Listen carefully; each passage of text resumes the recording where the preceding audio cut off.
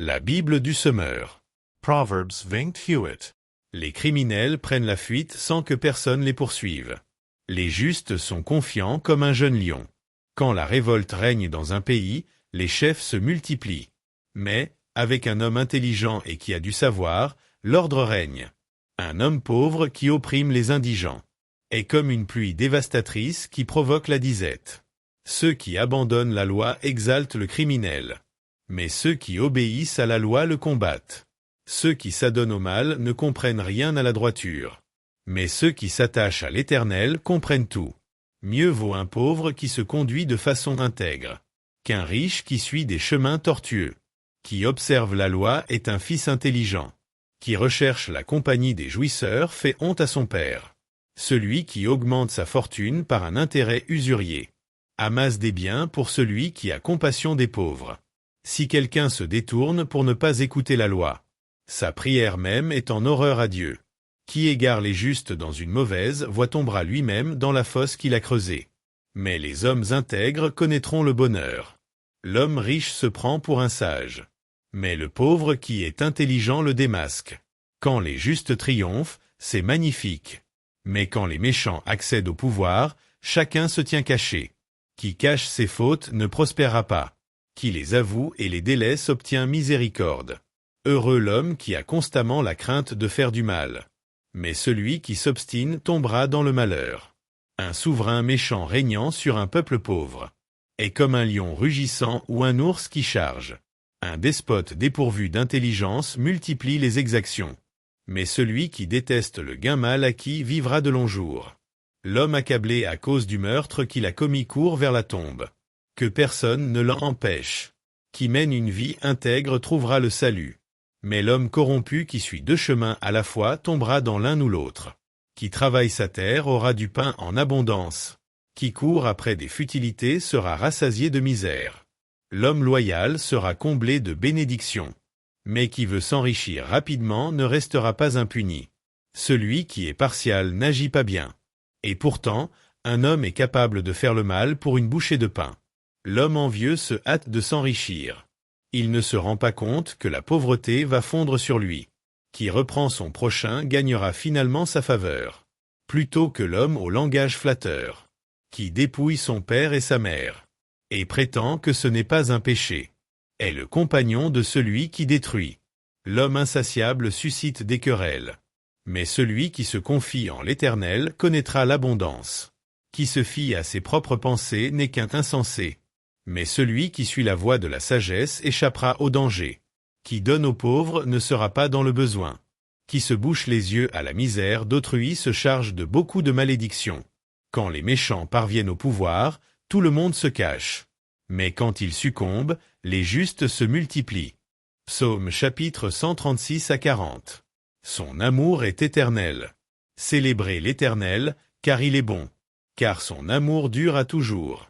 Oui, célébrez le Dieu des dieux. Car son amour dure à toujours.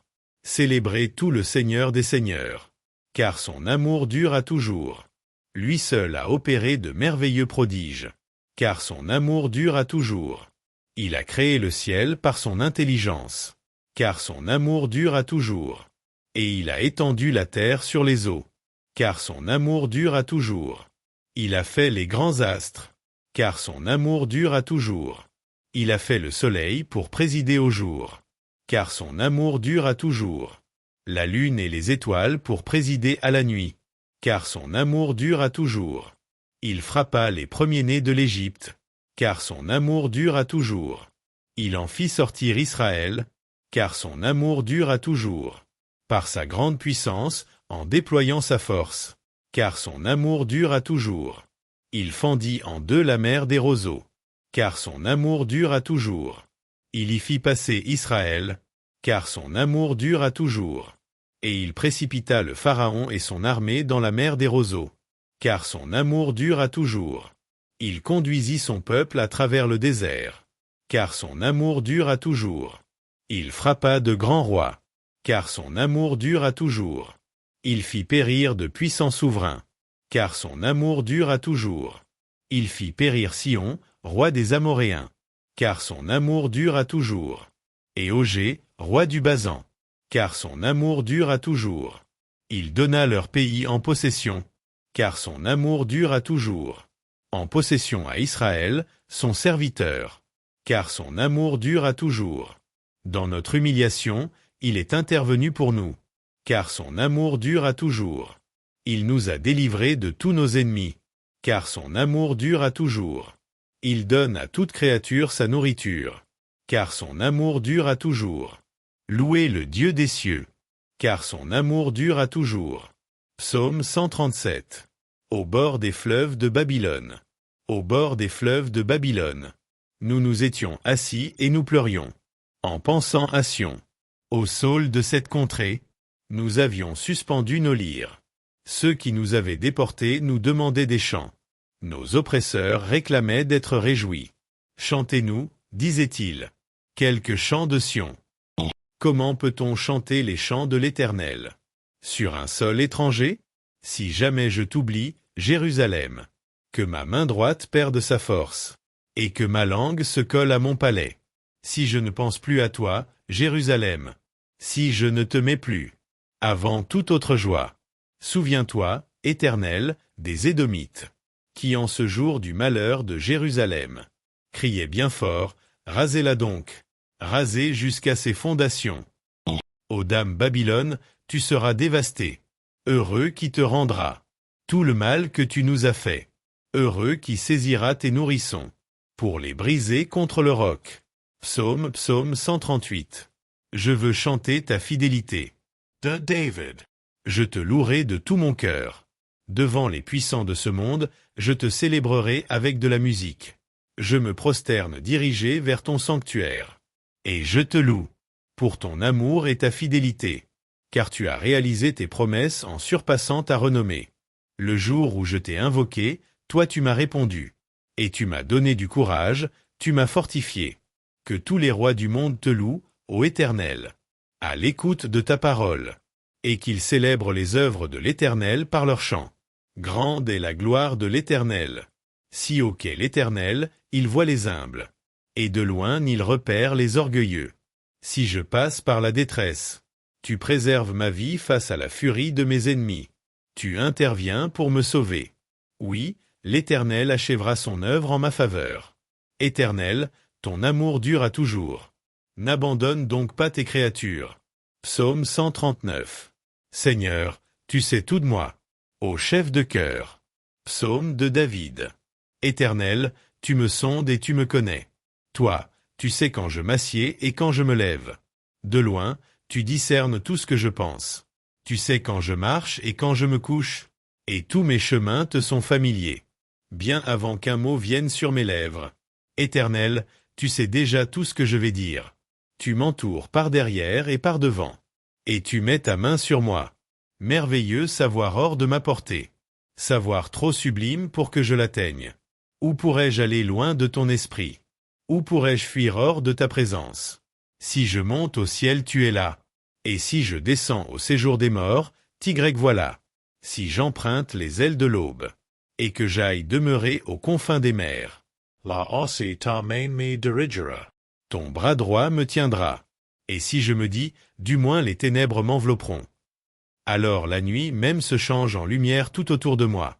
Pour toi, même les ténèbres ne sont pas obscures. Et la nuit est claire comme le plein jour. Lumière ou ténèbres pour toi sont pareilles. Tu m'as fait ce que je suis. Et tu m'as tissé dans le ventre de ma mère. Je te loue d'avoir fait de moi une créature aussi merveilleuse. Tu fais des merveilles. Et je le reconnais bien. Mon corps n'était pas caché à tes yeux. Quand, dans le secret, je fus façonné, et tissé comme dans les profondeurs de la terre. Je n'étais encore qu'une masse informe, mais tu me voyais. Et, dans ton registre, se trouvaient déjà inscrits tous les jours que tu m'avais destinés, alors qu'aucun d'eux n'existait encore. Combien tes desseins, ô Dieu, sont, pour moi, impénétrables. Et comme ils sont innombrables. Si je les comptais, ils seraient bien plus nombreux que les grains de sable sur les bords des mers. Voici, je m'éveille, je suis encore avec toi. Puisses-tu, ô Dieu, faire mourir le méchant. Que les hommes sanguinaires partent loin de moi. Ils se servent de ton nom pour leurs desseins criminels. Eux, Tes adversaires l'utilisent pour tromper. Éternel, comment donc ne pas haïr ceux qui te haïssent, et ne pas prendre en dégoût ceux qui te combattent? Eh bien, je leur voue une haine extrême, et les considère comme mes ennemis mêmes. Sonde-moi, ô Dieu, pénètre mon cœur.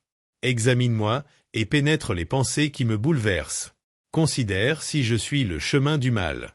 Et dirige-moi sur la voie prescrite depuis toujours. Psaume 140. Délivre-moi des calomniateurs. Ô chef de cœur. Psaume de David. Ô Éternel, délivre-moi des gens mauvais.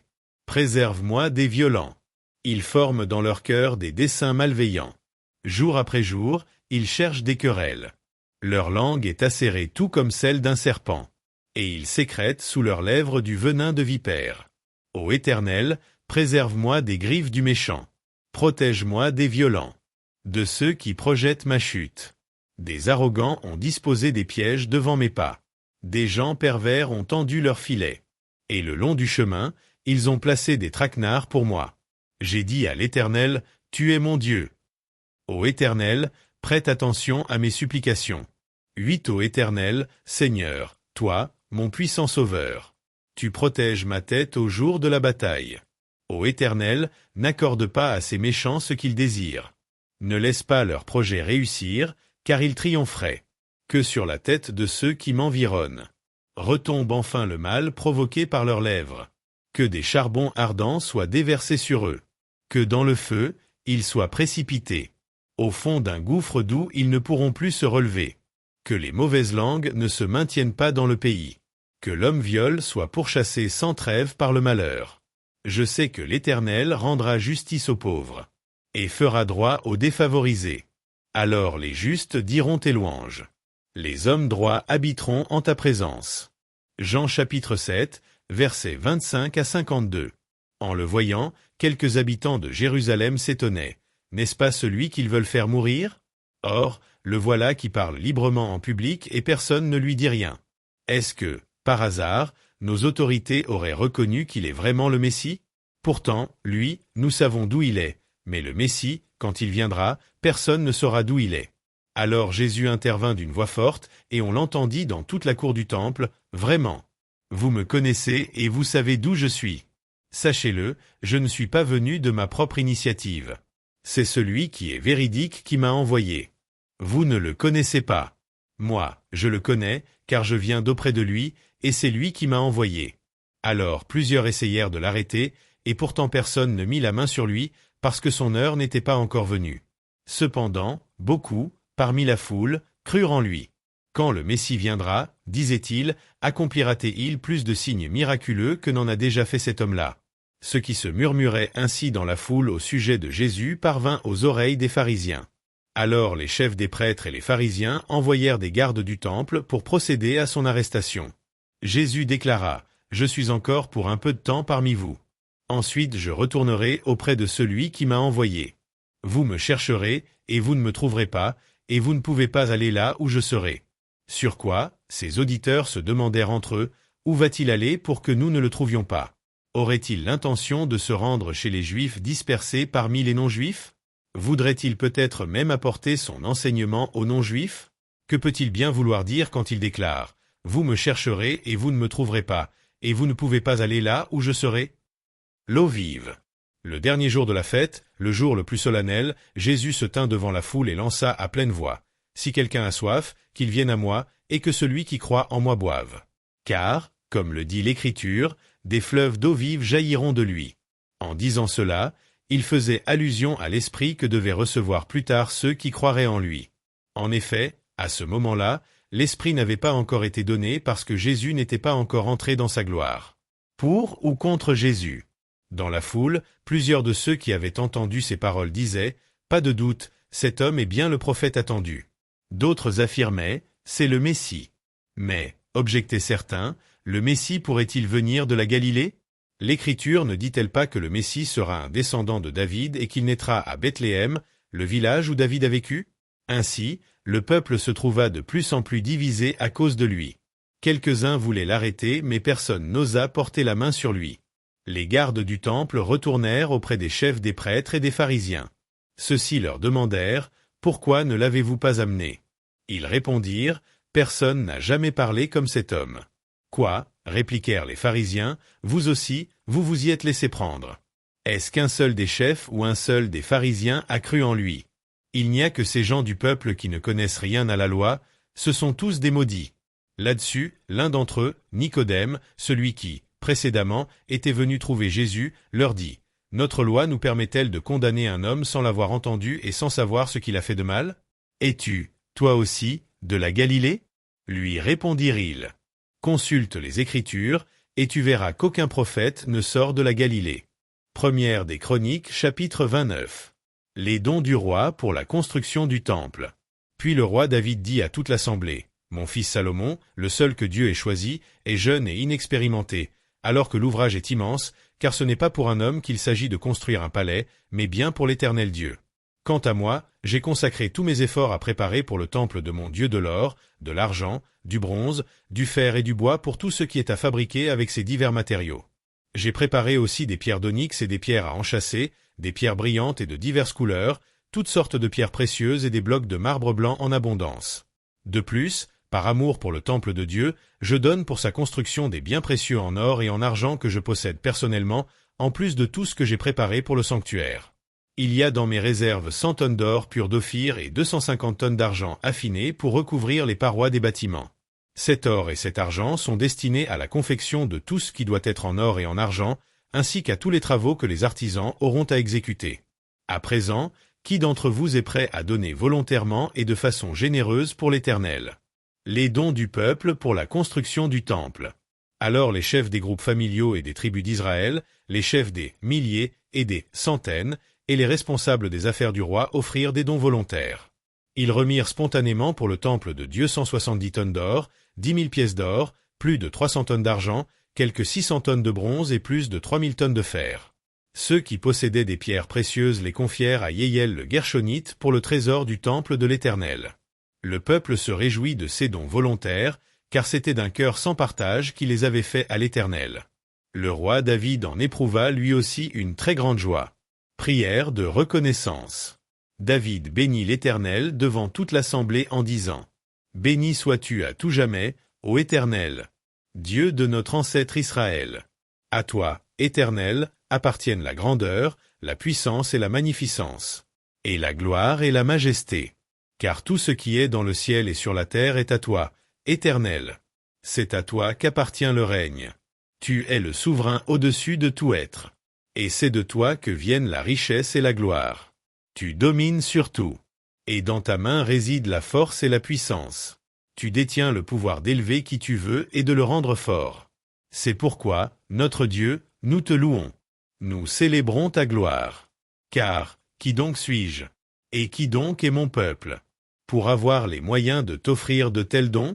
Tout cela vient de toi. Et c'est de ta main même que nous avons reçu ce que nous te donnons.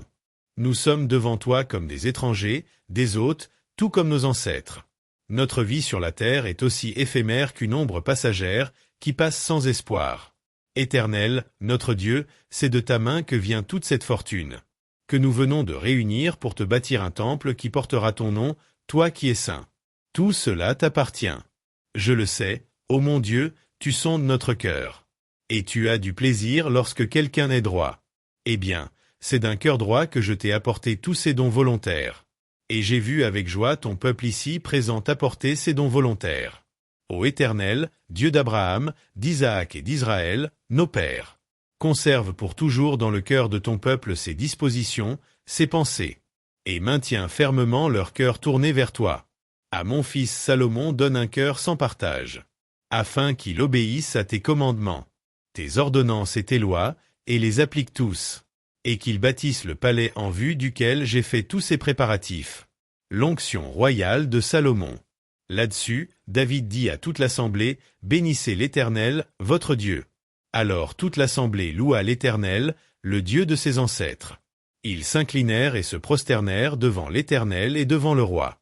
Le lendemain, ils offrirent des sacrifices et des holocaustes à l'Éternel, 1000 taureaux, 1000 béliers et 1000 agneaux, accompagnés des offrandes de vin requises, et ils offrirent un grand nombre de sacrifices pour tout Israël. Ils mangèrent et burent ce jour-là devant l'Éternel dans de grandes réjouissances. Pour la seconde fois, Ils proclamèrent roi Salomon, fils de David, et lui conférèrent l'onction au nom de l'Éternel pour être leur chef. Ils établirent aussi par l'onction Tsadok comme prêtre. Salomon prit place sur le trône de l'Éternel pour régner à la place de son père David. Il l'occupa avec succès et tout Israël lui obéit. Tous les chefs et les soldats, et même tous les fils du roi David se soumirent à lui. L'Éternel éleva au plus haut point le prestige de Salomon aux yeux de tout Israël, et il rendit son règne plus éclatant que celui de tous ses prédécesseurs, comme roi sur Israël. La mort de David. David, fils d'Isaïe, avait régné sur tout Israël. Il avait régné 40 ans sur Israël, 7 ans à Hébron-Gé et 33 ans à Jérusalem. Et il mourut au terme d'une heureuse vieillesse, rassasié de jours, de richesses et de gloire. Son fils Salomon lui succéda sur le trône. Les faits et gestes du roi David, des premiers aux derniers, sont cités dans les annales du prophète Samuel, dans les annales du prophète Nathan et dans les annales du prophète Gad. On y raconte tout son règne, sa puissance et tout ce qui lui est arrivé, ainsi qu'à Israël et à tous les royaumes de la région. Zacharie chapitre 13. En ce jour-là, jaillira une source pour purifier de leurs péchés et de leurs impuretés la famille de David et les habitants de Jérusalem. Le jugement des adorateurs d'idoles. Et il arrivera en ce jour-là, déclare l'Éternel, le Seigneur des armées célestes, que j'extirperai du pays jusqu'au nom des idoles, et l'on ne s'en souviendra plus. J'ôterai aussi du pays les faux prophètes et les dispositions impures. Si quelqu'un prophétise encore, alors son propre père et sa mère elle-même, eux qui l'ont engendré, lui déclareront « Tu ne resteras pas en vie, car tu dis des mensonges au nom de l'Éternel. » Et son père et sa mère, eux qui l'ont engendré, transperceront leur fils pendant qu'il prophétisera. Et il arrivera en ce jour-là, que tous les faux prophètes seront remplis de honte alors qu'ils prophétiseront, à cause des révélations qu'ils auront apportées. Ils ne porteront plus de manteau de poil pour tromper. Chacun protestera. Je ne suis pas prophète, moi, je cultive la terre et l'on a loué mes services depuis le temps de ma jeunesse. Et quand on lui dira, que sont donc ces blessures que l'on voit sur ton corps? Alors il répondra, c'est la trace des coups reçus dans la maison de mes amis. L'alliance renouvelée. Épée, réveille-toi contre mon berger, le chef de mon peuple, contre mon compagnon. Demande l'Éternel, le Seigneur des armées célestes. Va, frappe le berger. Que les brebis soient dispersées. Je porterai la main sur les petits. Alors dans le pays entier, l'Éternel le déclare. Les 2/3 des humains seront exterminés, ils périront. Seul un tiers survivra. Et je ferai passer ce tiers-là par le feu. Oui, je l'épurerai, ainsi qu'on épure l'argent. Et je l'éprouverai, comme on éprouve l'or. Ce tiers m'invoquera, et je l'exaucerai. Je dirai, c'est mon peuple. Lui, il confessera, l'Éternel est mon Dieu.